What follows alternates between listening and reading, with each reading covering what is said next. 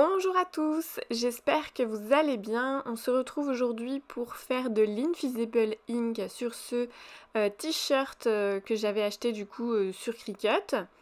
C'est une taille L, donc moi je mets normalement du M, mais là je voulais, voilà, je voulais qu'il soit un petit peu plus large pour l'été, pour pas que j'ai trop chaud, que ça me colle trop, voilà.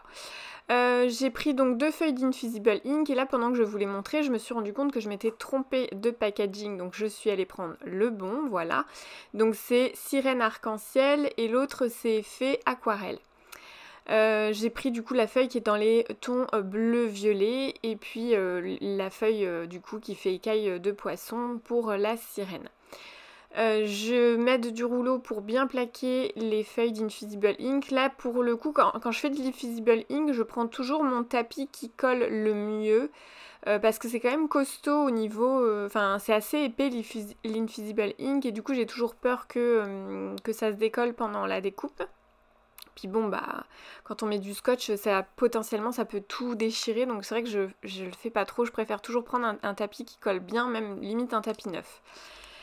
Donc du coup au niveau des réglages, hein, voilà, il y a feuille de Invisible Ink, donc voilà, j'ai choisi ce réglage là forcément, et du coup ça, voilà, ça se découpe très très bien. J'ai choisi des motifs du Design Space, alors il y en a un qui vient directement de Cricut et il y en a un qui vient d'un artiste contributeur. Je vous mettrai soit le projet, soit les images en barre d'infos. J'ai choisi une image en anglais, j'avoue que j'aurais préféré du français, mais j'ai un peu, voilà, j'ai pas mis longtemps à... J'avais pas envie de passer des heures et des heures à chercher, donc voilà. J'avais trop hâte de tester celui-là, ça fait un moment que je l'ai, de feuille Invisible Ink, mais j'avais pas vraiment, on va dire, trouvé l'occasion de l'utiliser.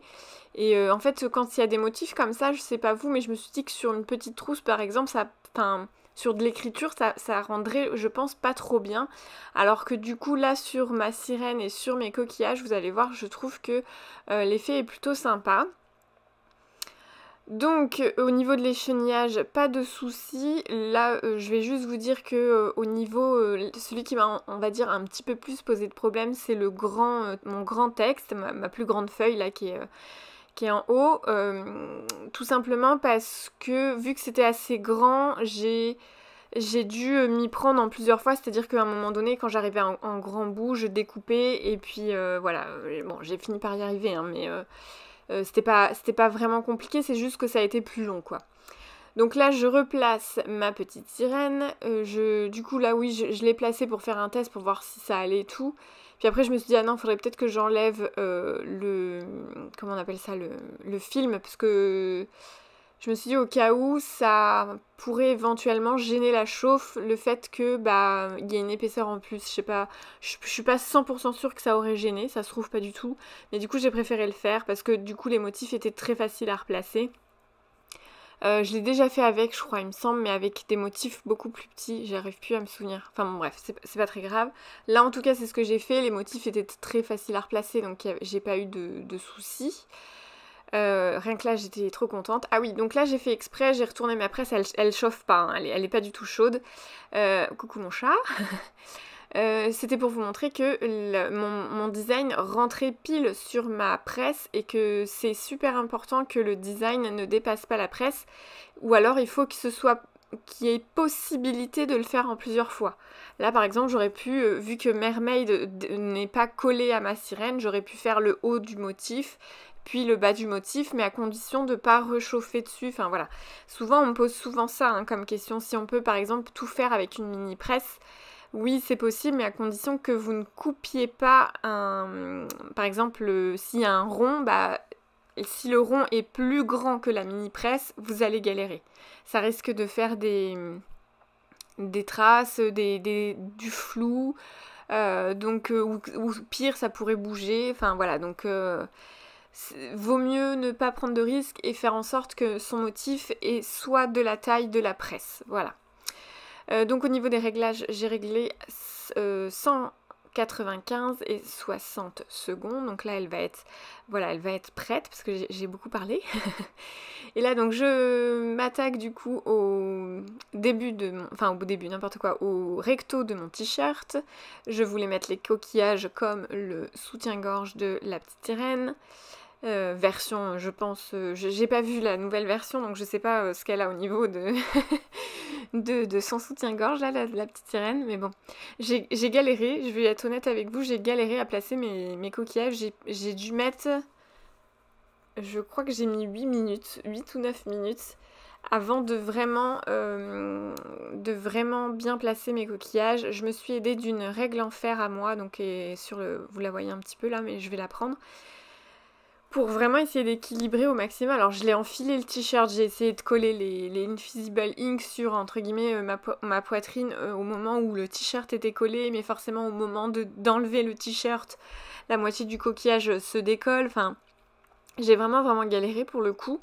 Tout le reste s'est bien passé, mais c'est le placement qui n'a pas été évident. Alors je sais qu'il existe des sortes de gabarits, moi d'ailleurs j'en ai, mais j'aime pas du tout les utiliser parce que je trouve que, en fonction déjà de la forme du t-shirt ou de sa propre forme, sa propre morphologie, c'est pas du tout l'idéal. Donc clairement, moi perso j'ai pas beaucoup de poitrine, forcément on a plus ou moins aussi un sein plus grand que l'autre, donc voilà, c'est pas du tout évident, donc c'est pour ça que j'ai essayé de le faire moi porter, et puis bon j'ai fait comme j'ai pu, vraiment. Bon, je suis pas du tout déçue du résultat, vous allez voir ça, mais voilà, ça n'a pas été évident du tout. J'ai fini par dire bon allez, faut que je me lance parce que ça fait 3 plombes que j'essaye de bien placer mes motifs. Donc forcément j'ai fait un motif par un motif parce que essayer de faire les deux en même temps, ça rejoint ce que je vous ai dit tout à l'heure, ça aurait été trop risqué. Alors ça se voit un petit peu parce que vous voyez bien de mon col, il y a une feuille de sulfu qui dépasse, donc j'ai bien protégé l'intérieur de mon t-shirt pour éviter que ça transperce de part en part. Sinon, si je l'avais pas fait, l'encre aurait potentiellement traversé et venir se mettre dans mon dos, donc ce qui aurait été légèrement dommage de foirer mon t-shirt. Surtout que je compte y mettre un motif, donc voilà, je pourrais pas vraiment le camoufler non plus. J'avais très envie de soulever tout de suite, mais je me suis retenue. J'avais très hâte de savoir, de voir les motifs réels, quoi, parce que du coup, c'est vrai que l'Invisible Ink, c'est toujours magique, parce que les couleurs sont vraiment révélées une fois la chauffette, donc c'est comme la sublimation, donc voilà. Donc voilà, les deux motifs sont chauffés, donc je vais enchaîner du coup avec le derrière. Alors au début, j'hésitais à le mettre trop haut, trop bas, puis en fait, je me suis dit que j'avais très peur d'être gênée par le col. Alors je pense que j'aurais pu mettre quelque chose de plus épais pour justement ne pas être gênée par le col. Je sais que certaines personnes mettent une planche en bois, donc il faudrait que je me taille un truc qui rentre pile dans un t-shirt, parce que du coup ça m'éviterait d'être gênée par le col. Donc là, dans le doute, j'ai préféré faire mon motif un petit peu plus bas. Alors bon, moi perso ça me gêne pas qu'il soit... C'est vrai qu'il est peut-être un chouille un peu trop bas, mais moi ça me dérange pas plus que ça, parce que je me dis au moins le jour où j'ai les cheveux détachés, on voit quand même mon motif, vu que j'ai pas les cheveux très longs, mais suffisamment pour éventuellement cacher le motif s'il avait été trop. Donc voilà, la chauffe se passe bien. J'ai pas rechauffé, alors je l'ai fait hors caméra, mais j'avais chauffé la première fois les 5 secondes sur le devant, mais je l'ai pas fait sur l'arrière, tout simplement parce qu'en fait mon tapis était déjà très chaud. Du coup je l'ai pas fait en fait, bien, mais en tout cas je l'ai pas fait. Et j'ai retiré tout de suite avec une pince le film. Normalement faut attendre que ce soit froid, mais en fait tout était déjà soulevé. Du coup je me suis dit bon c'est soulevé, je prends une pince et je prends le film et puis basta. Et là c'est trop beau, j'aime trop, je suis trop contente. Franchement c'est vraiment canon l'Invisible Ink. Je pense que à l'occasion, quand ils seront en promo, je me rachèterai des t-shirts pour m'en faire plusieurs. Donc voilà le t-shirt, j'allais dire alors qu'il n'y en a qu'un, le t-shirt porté, donc devant, je me suis pas trop, vous voyez, je me suis pas du tout... Bon, ça a pris du temps, mais je me suis pas trop foirée au niveau du placement, pardon. Et donc voilà, derrière, bon, il est un chouille un peu bas, mais voilà, je suis très contente. J'espère que cette vidéo vous aura plu et je vous dis à très bientôt dans une prochaine vidéo. À bientôt!